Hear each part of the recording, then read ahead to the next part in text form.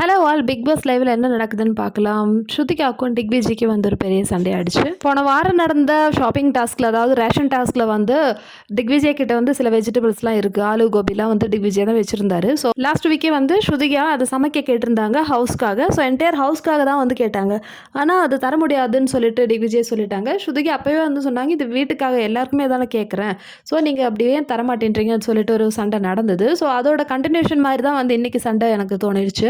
இந்த சண்டையில் டிக்விஜய் ரொம்பவே வந்து ஸ்ருதிகாவை காயப்படுத்தின மாதிரி பேசிட்டாரு.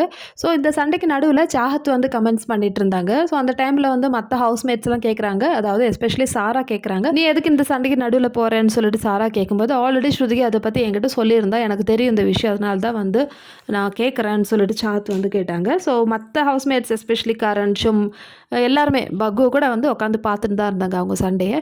ஸோ இதை பற்றி கார்டனில் காஷிஷும் சாஹத் வந்து பேசிகிட்டு இருக்காங்க. டிக்விஜய் வந்து ஃப்ரெண்டுன்னு சொல்லிட்டு இவ்வளோ நாள் இருந்தா, இப்போ பாரு என்ன ஆயிடுச்சுன்னு. ஸோ இந்த கேமில் வந்து யாருமே ஃப்ரெண்ட்ஷிப்பே கிடையாதுன்னு சொல்லிட்டு 2 பேரும் பேசிகிட்டு இருக்காங்க.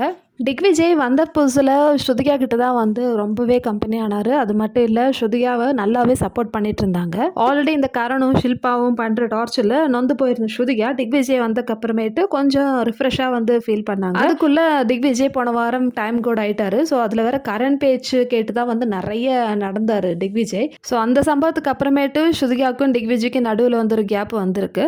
கரண் அப்படி என்னதான் சொல்லி பிரெயின் வாஷ் பண்ணாருன்னு தெரியல. ஸோ டிக்விஜய் வந்து இப்போ டோட்டலாக வந்து ஆப்போசிட்டாக இருக்காரு ஸ்ருதிகாவுக்கு. ஸோ இந்த வீக்கெண்ட் எபிசோட்ல கூட நம்ம பார்த்தோம், ஸ்ருதிகாவுக்கு ஆப்போசிட்டாக தான் வந்து பேசினாங்க. சண்டைன்னு வந்து நம்ம ஸ்ருதிகா சும்மா இருக்க மாட்டாங்கன்னு தெரியும். ஸோ ஸ்ருதிகா வேணும்னே போய் சண்டை போடுற ஆள் இல்லை. ஏதாவது பிரச்சனை வந்து விட மாட்டாங்க.